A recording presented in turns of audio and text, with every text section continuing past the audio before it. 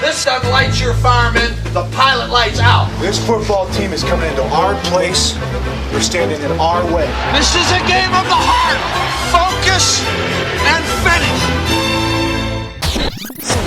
It is Waiver Wire Wednesday here at Roto Experts, and with Tony Romo on bye and Aaron Rodgers out, we've been inundated all week with questions about quarterback replacements. So let's get into the Week 11 quarterback situation. Now look, you don't need me to point out the obvious things to you. There's no value in that. Too many times fantasy pundits simply enter a horse race to state the obvious. I literally just got off the air where I was on a panel with some other fantasy analysts where one of the guys actually said Aaron Rodgers was a great play once he gets back in the lineup. Gee, you think? Hey, if you want me to entertain you with a horse race, I can. Lady Mutada in front. Here come My Wife Knows Everything, and The Wife Doesn't Know on the far outside. Little Miss Macho is fourth or into the stretch. Lady Mutada, My Wife Knows Everything. Center of the track, The Wife Doesn't Know. Into the final furlong. My Wife Knows Everything. The Wife Doesn't Know. They're 1-2. Of course they are. My Wife Knows Everything in front. To the outside, The Wife Doesn't Know. My Wife Knows Everything. The Wife Doesn't Know. My Wife Knows Everything. More than The Wife Doesn't Know. Whew. Now let's take a step back for a moment and be smart about this and think a little bit. Hello? Hello? Anybody home? Hey, think McFly, think. Here's some fantasy food for thought. Now some of this may be a bit unconventional, but there are some valid options out there that you may have not yet explored. Carson Palmer is facing the Jaguars this week. Now the Jags are coming off their first win, but they are the third worst team in fantasy versus quarterbacks. And with tight end Rob Hausler now over his high ankle sprain, Palmer has another legitimate option that the Jaguars will have to defend. So if you're missing a quarterback in Week 11 and looking for a replacement, Palmer is definitely one you should consider. Case Keenum is the NCAA's all-time leader in total passing yards, touchdowns, and completions, so he's no stranger to throwing the football.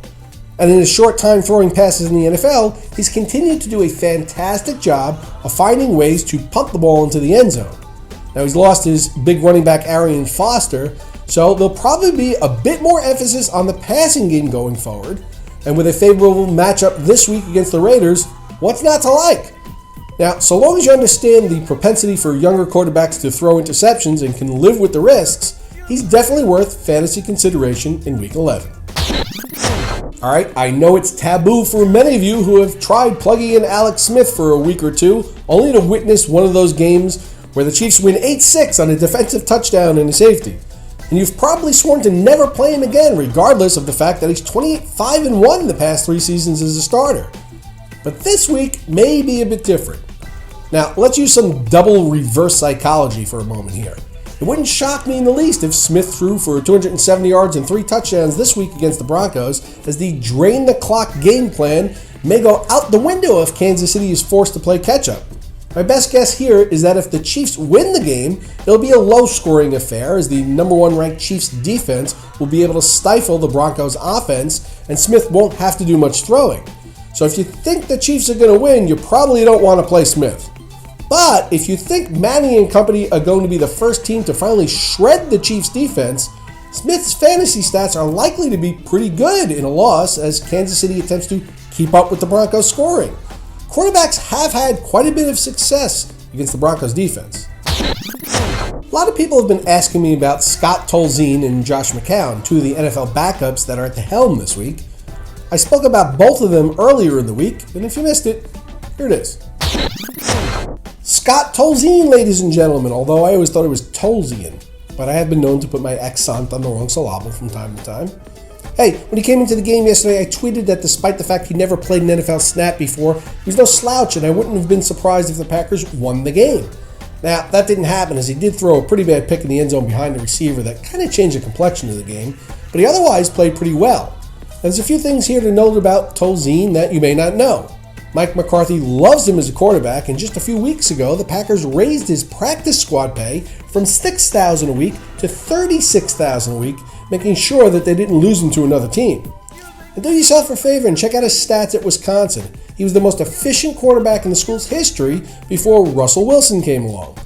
He'll get rips with the first team this week against the Giants, and I think he's absolutely a fantasy option going forward.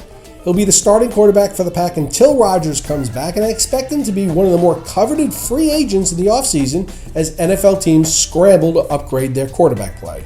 The Packers will be forced to pay this kid pretty handsomely if they want to keep him as Rodgers' backup. Today's Twitter question is from @DanRussell1130, who asks, is Josh McCown worth picking up and using this week against the Baltimore Ravens?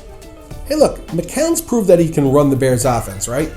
He's played in all or part of the last 3 games for Chicago now, so he's not rusty and he's had plenty of work with the first team. And he's thrown for 538 yards with 4 touchdowns and no interceptions on the year with a quarterback rating of 103.2. Do you realize how many NFL teams he would be the starter for at the moment if they had him? He certainly has no lack of supporting cast with the Bears. There's Marshall, Jeffries, Forte, and Bennett, and it's not like the Ravens are featuring their 2000 Super Bowl defense. You can absolutely win a fantasy week with Josh McCown as your quarterback. Today's Twitter question is from @SweetAmy. Sweet. I love when the ladies ask the questions. Amy wants to know if I think Ryan Fitzpatrick is a good fantasy play in Week 11. All right, Amy, let's take a look. Now, the Titans play the Colts at home this week, and the Colts are reeling. Right now, they can't protect their quarterback, they can't run the ball, and they can't defend the pass. Besides that, they're doing all right. Now, the Colts are ranked 5th worst in the NFL, giving up 8.1 yards per pass, and they've given up 33 passes of over 20 yards on the season, which is among the league's worst. Heck, Kellen Clemens defiled them last week at home. And they've given up 7 passes of over 40 yards on the year, and that's equally unimpressive. Now, last week, in relief of Locker, Fitzpatrick was 22 for 33 for 264 yards with 2 touchdowns, and even ran one in for 23 fantasy points. Now, if you think the Titans have caught the Colts at the right time here, I can see playing Fitzpatrick, and you may end up with similar stats to last week. But I'm pretty confused by what's going on with the Colts' running game, their inability to protect Luck, and how they're being fleeced on defense right now, and someone is probably going to have to pay for it when they finally get this all sorted out and figure out how to play a damn game without Reggie Wayne. So personally, I'd stay away because I think it's a little like fighting a wounded animal, and I've got a life-standing policy not to do that. But if you think the Colts are vulnerable here and haven't hit rock bottom, I don't think it's the worst idea in the world to give Fitzpatrick a shot. Now, if you have a question you want answered, hit me up with a tweet. If I don't use your question on the program, I'll tweet you back with my best advice. And be sure to tune in to the Roto Experts Fantasy Football News, Notes, and Analysis segment every weekday. I'll be here to keep you current and ahead of the competition. And on weekends, come back for This Week in Fantasy Football, as I team up with the King, Scott Engel, covering the week that was and the week that will be, answering your viewer questions. For Roto Experts, I'm Mike Cardano.